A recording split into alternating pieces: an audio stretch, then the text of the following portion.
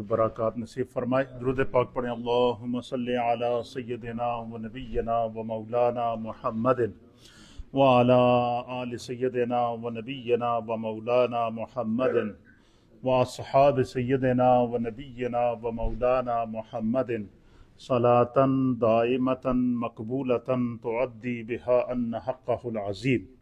बिस्मिल्लाहिर रहमानिर रहीम। वल फज्र वलयालिन अश्र वश्शफ़्इ वल वत्र। सदक़ल्लाहु मौलाना अज़ीम व सदक़ रसूलुहुन नबियुल अमीनुल करीम।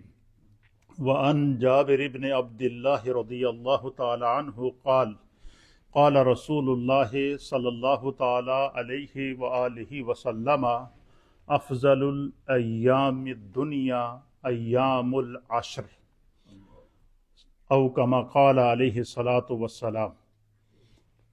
मेरे साथ मोहब्बत के साथ नबी पाक की बारगाह में दुरूद और सलाम झूम कर अदा करें। अस्सलातु वस्सलामु अलैका या सय्यदी या रसूल अल्लाह व अला आलिका व अस्हाबिका या सय्यदी या हबीब अल्लाह। अस्सलातु वस्सलामु अलैका या सय्यदी या रसूल अल्लाह व अला आलिका व अस्हाबिका या सय्यदी या रहमतल लिल आलमीन।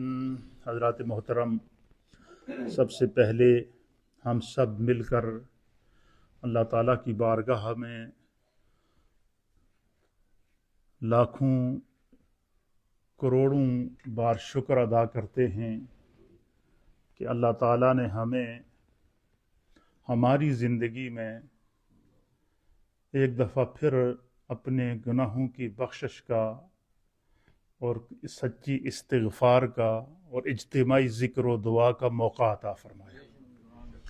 ये जो मखसूस अय्याम होते हैं, जो ख़ास दिन होते हैं अल्लाह की जानिब से, ये अहले ईमान के लिए अल्लाह के इनाम के दिन हैं, अल्लाह ताला की रहमत और करम के दिन हैं।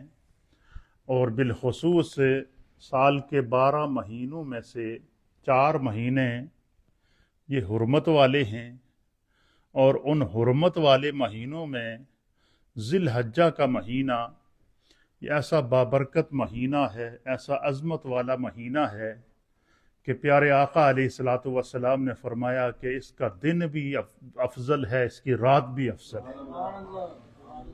अब आप अंदाज़ा लगाएं, आप इन दिनों की अज़मत का अंदाज़ा इस बात से लगा सकते हैं कि देखें, अल्लाह ताला ने कुरान में लैलतुल क़द्र की फजीलत को पेश करते हुए फरमाया कि लैलतुल क़द्र खैरुम मिन अल्फ़ शहर, कि लैलतुल क़द्र ये उसकी साथ जिस शख्स को नसीब हो जाए तो 1000 महीनों की इबादत के बराबर अल्लाह उसको सवाब अता फरमाता है। और अहले ईमान को आपने देखा होगा कि वो एक लैलतुल क़द्र को तलाश करने के लिए, हुज़ूर अलैहिस्सलाम ने फरमाया कि लैलतुल क़द्र का अजर इतना बड़ा है जो मेरे रब ने बयान किया है, लेकिन हुज़ूर ने फरमाया कि तुम्हें रमज़ान अल मुबारक के आखिरी अशरे की ताक रातों के अंदर लैलतुल क़द्र को खुद तलाश करना पड़ेगा। उसके लिए तुम्हें जुस्तजू करनी पड़ेगी, कोशिश करनी पड़ेगी। फिर आपने देखा होगा कि अहले ईमान फिर एतिकाफ़ करते हैं, अहले ईमान इन रातों में जागते हैं, जो एतिकाफ़ नहीं करते वो भी जागते हैं ताक रातों को, और उनकी नीयत ये होती है कि खुदा हमें वो लम्हा नसीब कर दे। अल्लाह ताला की हिकमत है, और अजर बयान कर दिया लेकिन रात का तयन नहीं बताया, कि ये बता दिया कि ताक रातों के अंदर होगी, लेकिन कोई एक रात होगी, तो उसको अहले ईमान तलाश करते हैं। अब आपने देखा होगा कि जितना बंदा मेहनत करता है ना, उस मेहनत के मुताबिक अल्लाह उसको सिला अता फरमाता है ना। अल्लाह तो रहमान है, रहीम है। अब देखें अल्लाह ताला कैसे सिला अता फरमाता है। आपने गौर करें कि रमज़ान के आखिरी अशरे की 10 रातों में अहले ईमान कोशिश करते हैं, मेहनत करते हैं, जुस्तजू करते हैं, तड़पते हैं कि अल्लाह हमें लैलतुल क़द्र नसीब कर दे। लैलतुल क़द्र अल्लाह ताला अपने करम से अहले ईमान, क्योंकि वो अल्लाह ने अहले ईमान के लिए रखी है, उनको ज़रूर वो लम्हा मिलता है। लेकिन वो जो 10 दिन उन्होंने मेहनत की है, 10 दिन कोशिश की है, तो अल्लाह ताला ने उन रमज़ान के महीने के आखिरी अशरे की 10 दिनों 10 راتوں کی محنت کا جو صلہ اللہ تعالیٰ نے نبی پاک کی امت کو عطا فرمایا ہے، اس کے بدلے میں اللہ تعالیٰ نے، کیونکہ اللہ تعالیٰ نے دگنا اجر عطا فرمایا ہے، تو اس کے بدلے میں اللہ تعالیٰ نے اس محنت کے بدلے میں، اس جستجو کے بدلے میں، اس تلاش لیلۃ القدر کے بدلے میں، اور آخری عشرے میں اعتکاف کرنے کے بدلے میں اللہ تعالیٰ نے نبی پاک کی پوری امت کو اس کی جزا کے طور پر، اس کے انعام کے طور پر ذی الحجہ کی 10 راتیں اور 10 دن عطا فرمایا۔ اچھا، ان راتوں اور ان دنوں کا نہ صرف اعلان فرمایا بلکہ کیا کر دیا، ان کا تعین بھی کر دیا کہ بھائی چاند ذی الحجہ کا نظر آئے تو اس کی پہلی شب سے لے کر اس کی 10ویں شب تک، اور اسی طریقے سے اس کا پہلے دن سے لے کر اس کے 10ویں دن تک، یہ تو ایام عشر آ گئے۔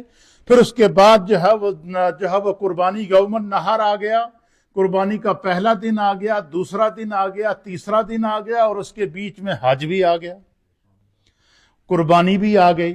تو یہ ساری حسنات کو، ساری نیکیوں کو اللہ تعالیٰ نے ان ایام کے اندر جمع کر دیا۔ وجہ کیا ہے؟ آپ نے دیکھا ہوگا کہ ہو سکتا تھا، کیونکہ ہم گناہگار ہیں، بندہ مومن کی تڑپ رہتی ہے، انسان تھوڑا سا لالچی بھی تو ہے نا، انسان ہمیشہ تھوڑا سا کوشش کرتا ہے کہ بھائی یہ جو میں عمل کر رہا ہوں، کام کر رہا ہوں، اس کا کوئی فائدہ بھی ہے یا کہ نہیں۔ تو ہو سکتا تھا کسی کے ذہن میں آئے، یار کوئی لوگ کتنے خوش قسمت ہیں جن کو اللہ پیسہ بھی دیتا ہے، مال و دولت بھی دیتا ہے، اور وہ جا کر حج بھی کر کے آتے ہیں اور اپنی بخشش بھی کرا دیتے ہیں۔ اب جن کے پاس پیسہ نہیں ہے، مال و دولت نہیں ہے، وہاں پر پہنچنے کے اسباب نہیں ہیں، تو وہ اس اجر کو کیسے پا سکتے ہیں؟ تو اللہ تعالیٰ نے انعام کے طور پر یہ 10 دن اور 10 راتیں رکھی ہیں۔ جس طرح اجتماعی طور پر حدیث کے اندر آتا ہے کہ میدان عرفات کے اندر جتنے بھی لوگ حجاج موجود ہوں گے، اللہ تعالیٰ ان سب کی بخشش کر دے گا بعین ہی۔ اسی طریقے سے اجتماعی طور پر اللہ نے 10 ذی الحجہ کا دن رکھا ہے، پوری دنیا میں اہل ایمان کے لیے وہ عید کا دن ہے، اور پوری دنیا میں جہاں جہاں بھی اہل ایمان عید کی نماز ادا کرنے کے لیے اپنے گھروں سے تکبیرات کو پڑھتے ہوئے جب عیدگاہ میں آتے ہیں یا مساجد کے اندر آتے ہیں، اجتماعی طور پر عید کی نماز ادا کرتے ہیں، تو ان کے لیے انعام کیا ہے کہ جس طرح میدان عرفات میں حجاج کی بخشش کا اعلان کر دیا جاتا ہے، اسی طرح اللہ تعالیٰ روئے زمین پر بسنے والے ہر مومن کی 10 ذی الحجہ کو، یوم النحر کو، عید کے دن جو وہ بخشش کر دیتا ہے۔ یہ اللہ تعالیٰ کے انعام کے دن ہیں، کرم کے دن ہیں۔ لیکن اب دیکھیں ہماری بدقسمتی کیا ہے، اور ہماری سستی کا کیا عالم ہے، ہماری غفلت کا کیا عالم ہے، کہ ہمیں پتہ ہے کہ یہ دن اتنے ہیں کہ ایک ایک لمحہ قیمتی ہے، لیکن اس کے باوجود ہمیں اس کی طرف توجہ نہیں ہوتی، ہم وہی نارمل زندگی گزار رہے ہوتے ہیں۔ اس لیے جب بھی کوئی ایسے لمحات آ جائیں تو تھوڑی اگر ایک لمحے کے لیے بھی بندہ سیریس ہو جائے نا، اخلاص کے ساتھ، وہ لمحہ ہی کافی ہے ہماری بخشش کے لیے۔ تو یہ ان ایام کی نبی علیہ الصلوۃ والسلام نے اور اللہ تعالیٰ نے قرآن کے اندر بڑی فضیلت بیان فرمائی ہے۔ مثلا قرآن پاک کا 30واں سپارہ ہے، 30ویں سپارے میں سورۃ الفجر ہے۔ سورہ فجر کے اندر اللہ فرماتا ہے والفجر، اور فجر کے وقت کی قسم، ولیال عشر، اور 10 راتوں کی قسم، والشفع والوتر، اور جفت اور طاق کی قسم۔ علماء اور مفسرین نے لکھا ہے کہ ان 10 راتوں سے مراد ذی الحجہ کے پہلی 10 راتیں اور پہلے 10 دن ہیں۔ اللہ تعالیٰ نے قرآن میں ان کی قسم بیان فرمائی ہے، ان کی اہمیت بیان فرمائی ہے۔ تو اب آپ اندازہ لیں کہ جن دنوں کی اور دن راتوں کی خود رب قسم کھا رہا ہے، ان کی اہمیت کا کوئی اندازہ لگا سکتا ہے؟ اس لیے حدیث پاک کے اندر جب اللہ تعالیٰ نے ان راتوں اور ان ایام کی جو ہے وہ، اسی طرح قرآن پاک میں دوسرے مقام کے اوپر بھی اللہ تعالیٰ نے فرما دیا کہ یہ جو دن ہیں ذی الحجہ کے، یہ جو مبارک دن ہیں، قرآن پاک میں اللہ تعالیٰ نے فرمایا کہ یہ اللہ تعالیٰ کے ذکر کے ایام ہیں۔ کیا ہیں؟ فرمایا کہ وَاذْكُرُوا اللَّهَ فِي أَيَّامٍ مَعْلُومَاتٍ۔ فرمایا کہ جب تمہیں ان ایام کی معلومات ہو جائے، ان مبارک ایام کا تمہیں پتہ چل جائے، تو ان ایام میں کیا کرو؟ اللہ چاہتا ہے کہ میرا ہر بندہ اس کی زبان پر میرا ذکر جاری ہو۔ تو ان کو اللہ کے ذکر کے ایام بھی کہتے ہیں۔ انہی ایام کے اندر آپ نے دیکھا ہوگا کہ پھر 9 ذی الحجہ کی فجر سے لے کر 13 ذی الحجہ کی عصر تک روئے زمین پر موجود جتنے مومنین ہیں وہ جب بھی نماز ادا کریں گے، ہر نماز کے فرض نماز کے فوراً بعد فرمایا کہ 3 مرتبہ بلند آواز سے اللہ کا ذکر کرو، تکبیرات تشریق پڑھو، اس کو واجب قرار دے دیا۔ 1 دفعہ بلند آواز سے پڑھنا واجب ہے اور 3 دفعہ پڑھنا کیا ہے؟ سنت ہے۔ ایک اس سے یہ بھی آپ اندازہ لگائیں کہ اللہ تعالیٰ کو اپنے بندوں کا ان دنوں کے اندر بلند آواز سے اپنا ذکر کرنا کتنا محبوب ہے، کہ اللہ تعالیٰ چاہتا ہے کہ جب بھی میرے بندے نماز سے فارغ ہوں تو فوراً بلند آواز سے تکبیرات تشریق کو پڑھیں، میرا ذکر بلند آواز سے کریں۔ اور روئے زمین کے اوپر 1.5 ارب سے زائد جو مسلمان موجود ہیں وہ ان ایام میں بلند آواز سے ذکر کرتے ہیں۔ اس سے ایک مسئلہ یہ بھی حل ہو گیا کہ کئی لوگوں نے بلند آواز نہ ذکر کر دیں تکلیف ہوتی ہے۔ اگر بلند آواز سے ذکر کرنا ممنوع ہوتا تو ایام تشریق کے اندر ان کا پڑھنا واجب کیوں ہوتا؟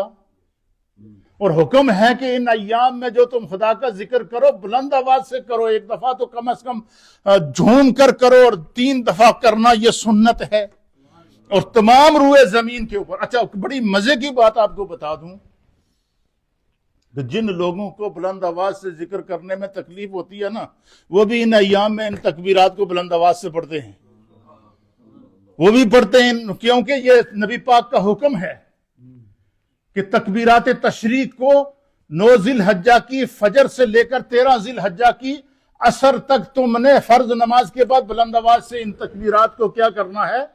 پڑھنا ہے۔ تو قرآن پاک میں ان ایام کے بارے میں فرمایا گیا۔ حضرت سیدنا عبداللہ بن عباس رضی اللہ تعالیٰ عنہ آپ عشرۂ ذی الحجہ کے ایام کے بارے میں فرماتے ہیں کہ وَاذْكُرُوا اللَّهَ فِي أَيَّامٍ مَعْلُومَاتٍ یعنی ایام العشر۔ فرمایا کہ اللہ تعالیٰ فرماتا ہے کہ ان دنوں کے اندر کثرت سے جو تم خدا کا ذکر کرو، اس سے مراد یہ ہے ذی الحجہ کے پہلے 10 دن ہیں۔ تو اس سے یہ قرآن کی آیت سے بھی پتہ چلا اور نبی پاک کی حدیث سے بھی پتہ چلا، حضرت عبداللہ ابن عباس کے قول سے بھی پتہ چلا، یہ صحابہ اکرام کے عمل سے بھی پتہ چلا کہ ان دنوں میں ہمیں کثرت سے اللہ کا ذکر کرنا چاہیے۔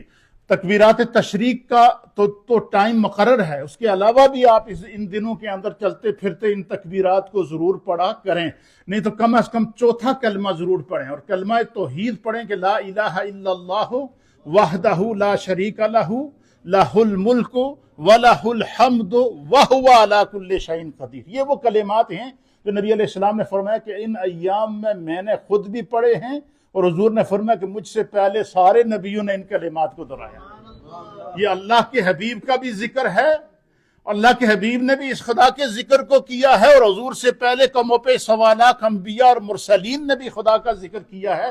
یہ دن اللہ کے ذکر کے ایام ہیں، ان دنوں میں ہم نے غفلت نہیں کرنی ہے، چلتے پھرتے اٹھتے بیٹھتے تسبیح ہاتھ میں رکھ لیں، تسبیح نہیں بھی ہے تو بغیر گنے ہوئے جو اللہ کا ذکر سبحان اللہ الحمدللہ یا لا الہ الا انت سبحانک انی کنت من الظالمین، یا پھر یہ پڑھ لیا کریں کہ تیسرا جو کلمہ ہے وہ پڑھ لیا کریں، کلمہ تمجید۔ اور یہ ان کلمات کو جس میں خدا کے ذکر کے کلمات ہیں، ان کو ان دنوں میں ضرور، میں انشاءاللہ آگے جا کر آپ کو پوری تفصیلات بتاؤں گا کہ ہمیں ان دنوں کے اندر کیا کیا اذکار کرنے چاہیے۔ پھر اسی طریقے سے اس حدیث میں یہ پتہ چلا کہ سب حضور علیہ الصلوۃ والسلام نے فرمایا کہ افضل الایام الدنیا ایام العشر۔ حضور علیہ الصلوۃ والسلام نے فرمایا کہ دنیا میں روئے زمین کے اوپر اللہ تعالیٰ کے جتنے ایام ہیں سال بھر کے، ان تمام ایام کے اندر سب سے افضل دن ذی الحجہ کے 10 دن ہیں۔ اب آپ اندازہ لگائیں کہ سال کے کم و بیش 365 دن ہوتے ہیں۔ کتنے دن ہوتے ہیں؟ 365 ایام میں میرے مصطفیٰ کریم نے فرما دیا، حضرت جابر کہتے ہیں کہ نبی علیہ الصلوۃ والسلام نے فرمایا کہ سال کے تمام دنوں میں سے سب سے پیارے جو دن ہیں، سب سے جو افضل دن ہیں، جو اللہ تعالیٰ کو بھی پسند ہیں، اللہ کے محبوب کو بھی پسند ہیں، اور حضور سے پہلے کم و بیش 1.25 لاکھ انبیاء اور مرسلین نے بھی ان دنوں کو پسند کیا ہے۔ فرمایا کہ یہ ذی الحجہ کے یہ 10 دن ہیں۔ ان دنوں میں آپ کثرت سے روزہ بھی رکھ سکتے ہیں، 9 ذی الحجہ کا روزہ رکھنا، اس کی تو نبی علیہ الصلوۃ والسلام نے نام لے کر فضیلت بیان کر دی ہے، لیکن جب ان دنوں میں ایک دن کا اجر لیلۃ القدر کے برابر ہے، رات کا اجر لیلۃ القدر کے برابر ہے، تو جس شخص نے ان دنوں کے اندر روزہ رکھا ہے اس کے اجر کا کیا عالم ہوگا۔ اس لیے یہ اب ہمارے اوپر ہے، ہم میں سے ہر ایک کے اوپر، کہ ہم اپنے دامن میں ان دنوں کے اندر کتنی نیکیاں سمیٹ سکتے ہیں۔ ان دنوں کے اندر ہمارے دامن کے اندر تلاوت قرآن کا نور بھی ہونا چاہیے، 5 وقت کی نماز جماعت سے ادا کرنے کی پابندی بھی ہونی چاہیے، اور اسی طریقے سے روزہ رکھنے کی صلاحیت اور روزے کا نور بھی ہمارے ان ایام کے اندر ہمارے اعمال میں شامل ہونا چاہیے۔ کثرت سے تسبیحات اور تحلیلات کو پڑھنے کا جو ہے وہ اجر و ثواب بھی شامل ہونا چاہیے، قربانی کا اجر و ثواب بھی شامل ہونا چاہیے، حج کا اجر و ثواب بھی شامل ہونا چاہیے، طواف اور تلبیہ اور دیگر اذکار کا اجر و ثواب بھی شامل ہونا چاہیے، کیونکہ یہ خدا کے ذکر کے ایام ہیں۔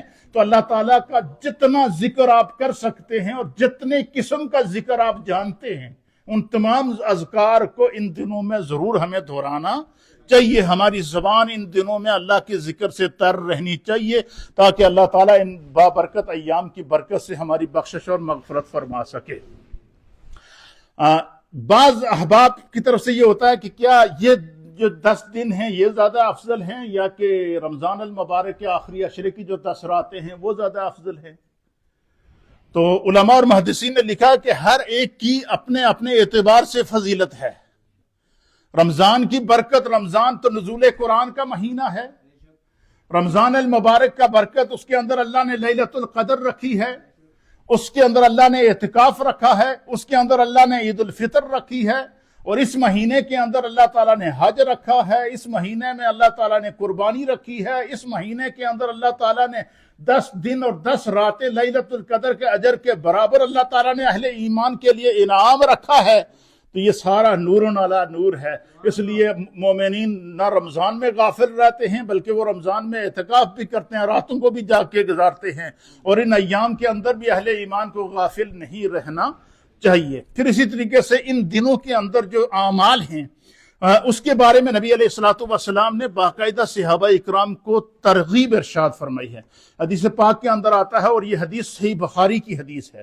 حضرت عبداللہ ابن عباس رضی اللہ تعالی عنہما اس حدیث کے راوی ہیں، آپ بیان کرتے ہیں کہ نبی علیہ الصلوۃ والسلام نے فرمایا کہ ما عمل فی ایام افضل منها فی هذه قالوا ولا جہاد، قال ولا جہاد الا رجل خرج یخاطر بنفسه وماله فلم یرجع بشیء۔ سب کہیں سبحان اللہ۔ حدیث پاک کے اندر آتا نبی علیہ الصلوۃ والسلام نے فرمایا، حضور نے فرمایا کہ ان دنوں کے عمل میں، ان دنوں کے عمل سے زیادہ کسی دن کے عمل کی فضیلت نہیں۔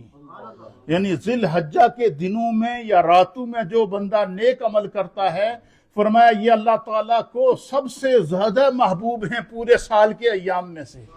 حتیٰ کہ جب نبی علیہ السلام نے یہ فضیلت بیان کی نا، تو قالو جمع کا سیغہ ہے کہ حضور کی مجلس میں جتنے صحابہ بیٹھے تھے نا، تو انہوں نے عرض کیا یا رسول اللہ، ان دنوں کے اعمال کی اتنی فضیلت ہے، کیا جہاد فی سبیل اللہ سے بھی ان اعمال کی جو ہے وہ برکت زیادہ ہے؟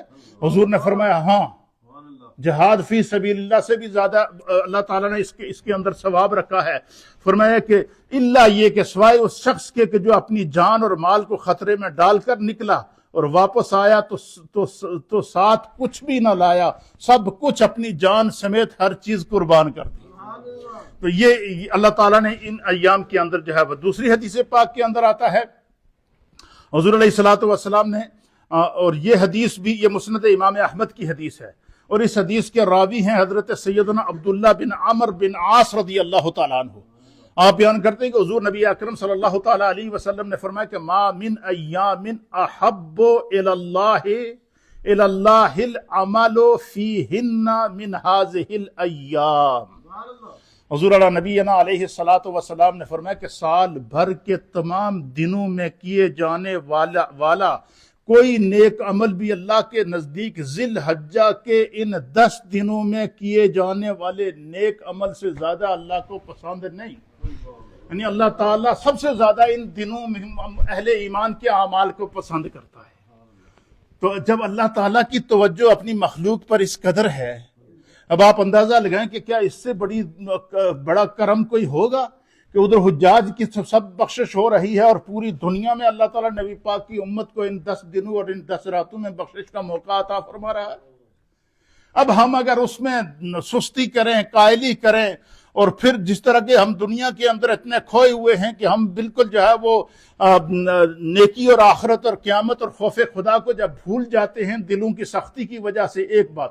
دوسرا، علماء اور محدثین نے لکھا کہ اگر بندہ بالکل توجہ دے کر پورے اخلاص کے ساتھ ان 10 دنوں اور 10 راتوں کے اندر اللہ کا ذکر کرے، 5 وقت کی نماز پابندی سے ادا کرے، کثرت سے تلاوت قرآن کرے، کثرت سے استغفار کرے، کثرت سے خدا کا ذکر کرے، تو فرمایا کہ اگر اس کا دل سخت ہوگا تو اللہ تعالیٰ اپنے کرم سے، اپنی رحمت سے اس کے دل کو نرم کر دے گا اور اس کے دل کے اندر تقوی کا نور پیدا ہو جائے گا.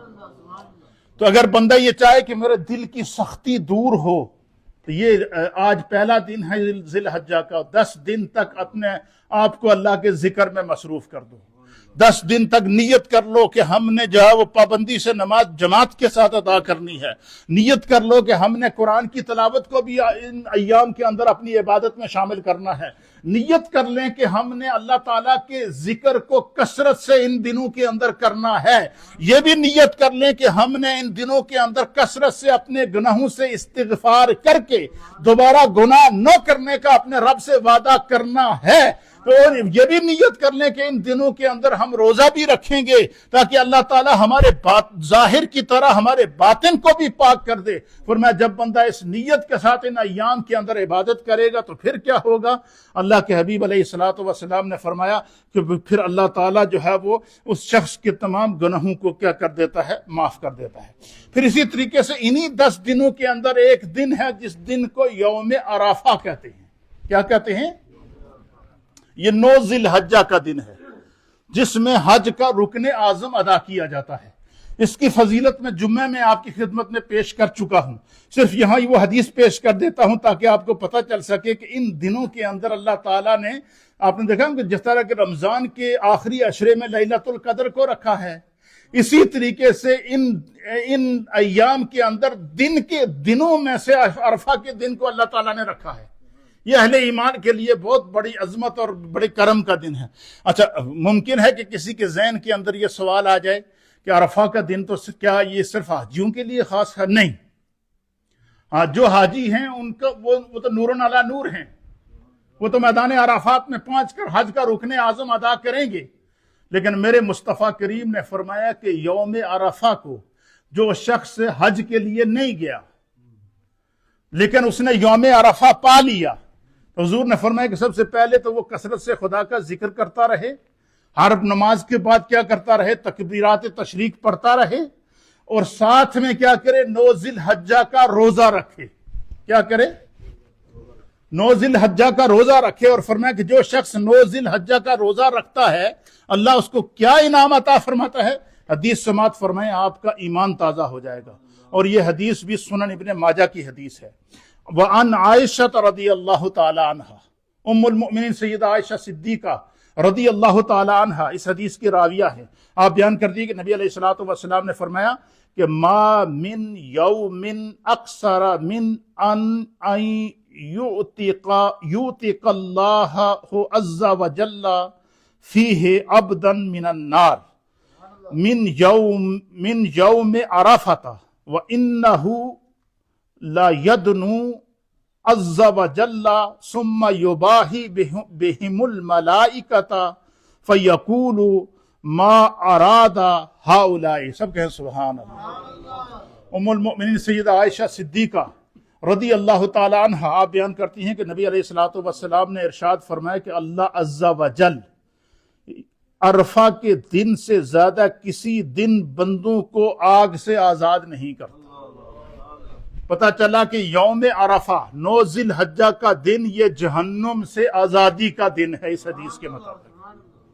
9 ذی الحجہ کیا ہے؟ جہنم سے آزادی کا دن ہے۔ اور حضور علیہ السلام نے فرمایا کہ اللہ عز و جل اپنے بندوں کے قریب ہوتا ہے 9 ذی الحجہ کو۔ آسمان دنیا پر اپنی عظمت اور اپنے جلال کے مطابق اللہ تعالیٰ آسمان دنیا پر نزول جلال فرماتا ہے اور اپنے بندوں کے قریب ہوتا ہے۔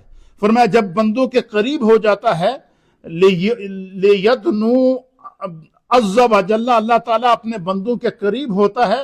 جب بندوں کے قریب ہو جاتا ہے تو اللہ تعالیٰ جب دیکھتا ہے کہ کوئی رو رو کر دعا مانگ رہا ہے، کوئی آنسو بہا کر گڑ گڑا کر توبہ کر رہا ہے، کوئی میدان عرفات میں کھلے میدان میں کھڑا ہو کر جو ہے وہ اپنے گناہوں کی معافی مانگ رہا ہے، جو وہاں نہیں پہنچ سکا وہ روزہ رکھ کر اپنے رب کی بارگاہ میں 5 وقت کی نماز کے اندر آ کر تکبیرات تشریق پڑھ رہا ہے اور اپنے رب سے جو گڑ گڑا کر دعا اور توبہ اور استغفار کر رہا ہے، تو اللہ کے حبیب علیہ الصلوۃ والسلام نے فرمایا کہ اللہ تعالیٰ جب اہل ایمان کی اس کیفیت کو دیکھتا ہے نا کہ میرے بندے بخشش کی تلاش میں کس قدر کوئی آنسو بہا رہا ہے، کوئی تلاوت قرآن کر رہا ہے، کوئی سجدے کی حالت میں ہے، کوئی راتوں کو قیام کرتے ہوئے کھڑا ہے، اور اس کی خواہش یہ ہے کہ میرا رب مجھے معاف کر دے، تو فرمایا اللہ تعالیٰ براہ راست جب ان اپنے بندوں کے ان اعمال کو، اس جستجو کو اور اس تڑپ کو دیکھتا ہے تو پھر کیا کرتا ہے؟ ثم یباہی بہم الملائکۃ،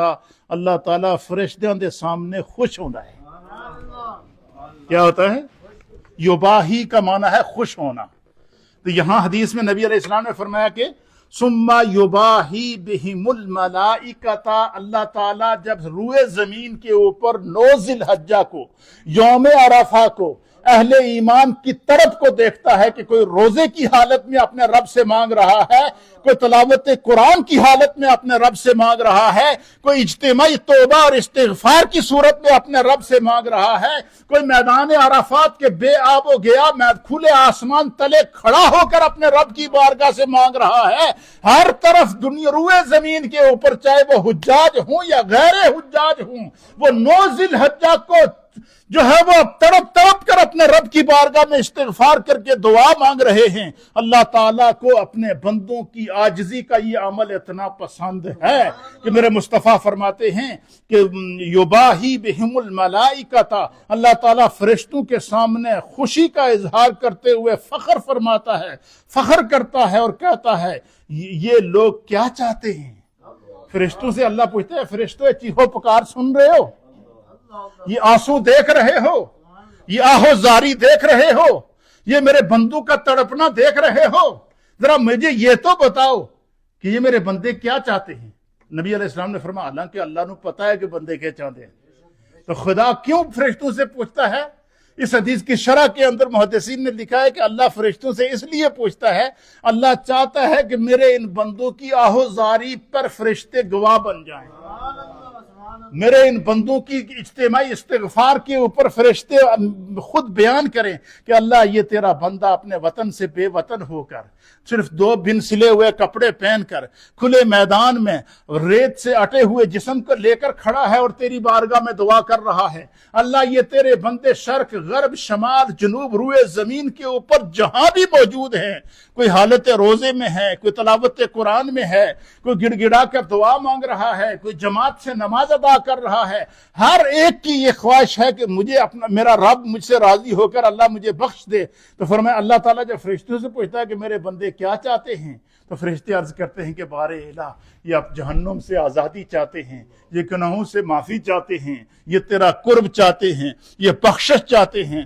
تو حضور فرماتے ہیں کہ اللہ تعالیٰ فرشتوں سے فرمائے گا کہ میرے فرشتوں تم گواہ رہنا، آج کے دن میں نے اپنے محبوب کی امت کے ہر صاحب ایمان کی بخشش کر دی۔ اتنا مبارک کوئی تحفہ ہوگا، لیکن ہمیں ان دنوں کے اندر پرواہ نہیں ہوتی، اس لیے میں نے آج ساری حدیثیں جمع کی تھیں تاکہ ہمارا ذوق بیدار ہو جائے اور ہم اپنی اصلاح کر سکیں۔ چوتھی حدیث سماعت فرمائیں۔ سیدنا عبداللہ بن قرط رضی اللہ تعالیٰ عنہ اس حدیث کے راوی ہیں۔ آپ بیان کرتے ہیں کہ قال رسول اللہ صلی اللہ تعالی علیہ وآلہ وسلم، حضور علیہ الصلوۃ والسلام نے فرمایا کہ اعظم الایام عند اللہ یوم النحر، حضور نے فرمایا کہ اللہ کے نزدیک دنوں میں سے سب سے عظیم دن یوم نحر قربانی کا دن ہے۔ کیا ہے؟ قربانی کا دن ہے۔ ثم یوم القر، پھر اس کے بعد 11 ذی الحجہ کا دن ہے۔ یوم القر سے مراد اس کے بعد والا دن ہے، یعنی جو ہے وہ 11 ذی الحجہ کا دن ہے۔ تو ان دنوں کے اندر پھر جو لوگ قربانی کرتے ہیں، حضور علیہ السلام نے فرمایا کہ قربانی کے جانور کے جسم پر جتنے بال موجود ہوں گے، ان بالوں کے برابر بھی اگر کسی کے گناہ ہوں گے اللہ معاف کر دے گا۔ فرمایا قربانی کے جانور کا قطرہ خون زمین پر بعد میں گرتا ہے، قربانی کرنے والے کی بخشش اللہ پہلے کرتا ہے۔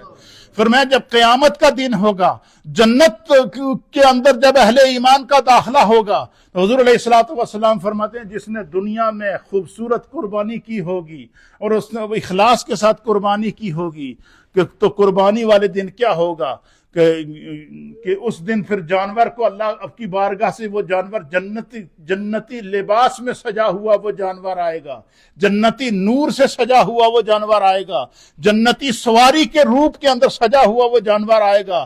فَإِنَّهُ لَيَأْتِي يَوْمَ الْقِيَامَةِ بِقُرُونِهَا وَأَشْعَارِهَا وَأَزْلَافِهَا، حضور نے فرمایا کہ پھر وہ جانور اپنے کھروں سمیت، اپنے سینگوں سمیت، اپنی کھال سمیت، اپنے جسم سمیت بندے اللہ کی بارگاہ میں حاضر ہو کر گواہی دیتا ہے کہ اللہ یہ تیرا وہ بندہ ہے جس نے مجھے تیرے راستے میں قربان کیا تھا۔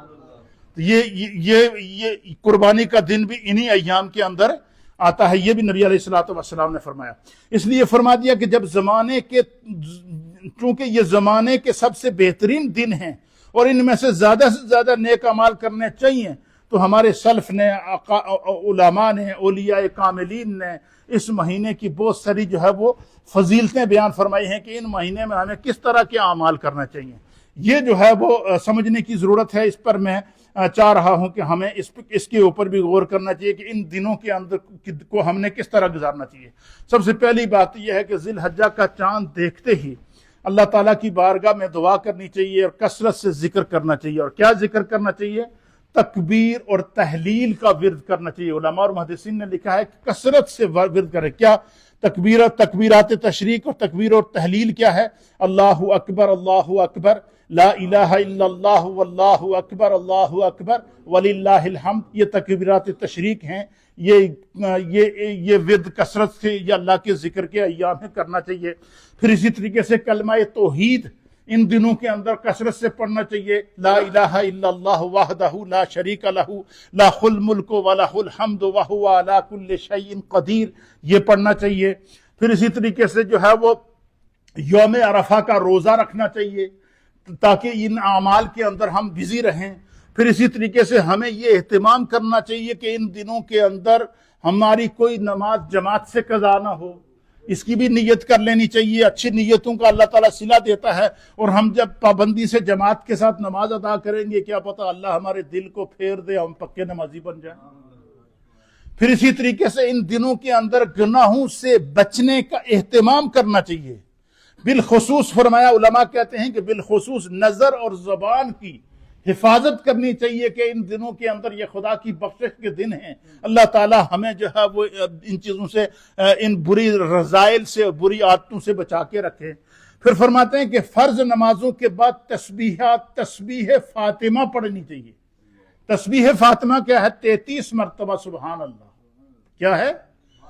33 مرتبہ سبحان اللہ سبحان اللہ سبحان اللہ سبحان اللہ، 33 مرتبہ الحمدللہ الحمدللہ الحمدللہ، اور 34 مرتبہ اللہ اکبر اللہ اکبر اللہ اکبر۔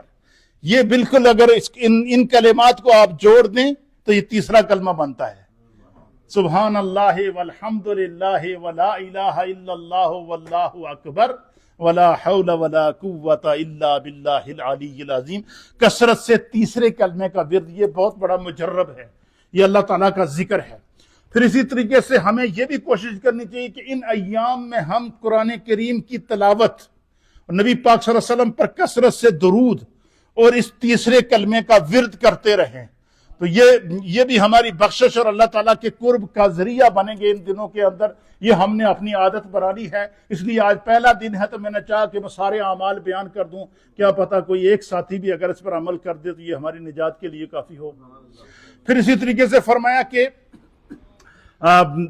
5 وقت کی نماز جماعت سے ادا کریں، پھر جو ہے وہ وتر سے پہلے اس نیت سے 2 رکعت نماز پڑھ لیا کریں کہ نمازیں کوشش کریں کہ ان دنوں میں کوشش کرے بندہ کہ یار میں نماز تہجد بھی ادا کر لوں، نماز تہجد بھی گزر جائے۔ اچھا آج کل چونکہ یہ جو دن ہیں راتیں چھوٹی ہوتی ہیں، سم ٹائم جو ہے وہ بندہ تہجد کے لیے نہیں اٹھ سکتا، تو اس کے لیے بھی ہمارے علماء نے بیان کیا کہ آپ عشاء کی نماز جب پڑھ کے جب بھی فارغ ہونا، پڑھنے کے بعد آپ 2 رکعت نماز صلاۃ اللیل پڑھیں۔ کیا پڑھیں؟ میں نیت کرتا ہوں 2 رکعت نماز صلاۃ اللیل خاص اللہ تعالیٰ کے لیے، منہ میرا طرف کعبہ شریف کے اللہ اکبر، اس نیت سے ہر عشاء کی نماز آپ مکمل کرنے کے بعد، کیا جس کو یہ خدشہ ہو کہ میں شاید تہجد میں نہ اٹھ سکوں، تو عشاء کی نماز مکمل کرنے کے بعد آپ 2 رکعت نماز صلاۃ اللیل پڑھیں۔ کیا کریں؟ فرمایا یہ جو 2 رکعت نماز صلاۃ اللیل ہے یہ نماز تہجد کے قائم مقام ہے۔ جتنا ثواب اللہ تعالیٰ تہجد کا عطا کرتا ہے اتنا ثواب بھی اللہ تعالیٰ صلاۃ اللیل کا عطا فرماتا ہے۔ یہ نیت کر لینی چاہیے ان دنوں کے اندر، یہ بڑے مبارک ایام ہیں۔ پھر اسی طریقے حسب استطاعت ان دنوں میں چاہے تھوڑا ہی ہو، کم از کم 1 پاؤنڈ ہی کیوں نہ ہو، ان دنوں میں صدقہ بھی کرنا چاہیے تاکہ ہمیں صدقے کا ثواب بھی ملے۔ پھر فرمایا کہ سونے سے پہلے بھی تسبیح پڑھنی چاہیے، درود پاک پڑھنا چاہیے، استغفار پڑھنا چاہیے اور اپنے گناہوں سے معافی مانگ کر اللہ کی طرف متوجہ ہونا چاہیے ان ایام کے اندر۔ پھر فرمایا کہ 9 ذی الحجہ کی فجر سے لے کر 13 ذی الحجہ کی عصر تک ہر فرض نماز کے بعد 1 مرتبہ بلند آواز سے اور 3 مرتبہ، 1 مرتبہ بلند آواز سے تکبیرات تشریق پڑھنا واجب ہے اور 3 مرتبہ پڑھنا یہ سنت ہے۔ یہ اذکار ہم نے کرنے ہیں، یہ نہیں چھوڑنا چاہیے۔ اور 10 ذی الحجہ میں ایام قربانی کے اندر قربانی کا اہتمام کرنا، جو بھی جس پر بھی اللہ تعالیٰ نے قربانی کو واجب کیا ہے اسے چاہیے کہ وہ ان ایام کے اندر کیا کرے، قربانی کرے۔ تو یہ چند چیزیں میں نے احادیث کی روشنی کے اندر نتیجہ نکال کے یہ سارے بیان اس لیے کر دیے ہیں کہ آج ذی الحجہ کا پہلا دن ہے، ہم نے غفلت نہیں کرنی ہے، کوشش کرنی ہے کہ یہ مبارک لمحات جو اللہ نے ہمیں زندگی میں دیے ہیں، کیا پتہ آئندہ سال یہ دن ہمیں ملتے ہیں یا کہ نہیں ملتے۔ تو اس لیے میرے دوستو یہ میں نے اس کی تمام جزیات کو بیان کر دیا ہے۔ اللہ تعالی ہمیں دین سمجھنے کی توفیق عطا فرمائے اور ان ایام کو ہمارے لیے بخشش کا ذریعہ بنائے، ہمارے دل کے اندر تقوی کے نور کا سبب بنائے اور ہمیں جو ہے وہ اخلاص دل کے ساتھ جو ہے وہ نماز تہجد اور دیگر اوراد و وظائف اور تسبیحات اور تحلیلات اور تلاوت قرآن اور دعاؤں کی اللہ تعالیٰ توفیق عطا فرمائے۔ تھوڑا سا محبت سے ذکر کر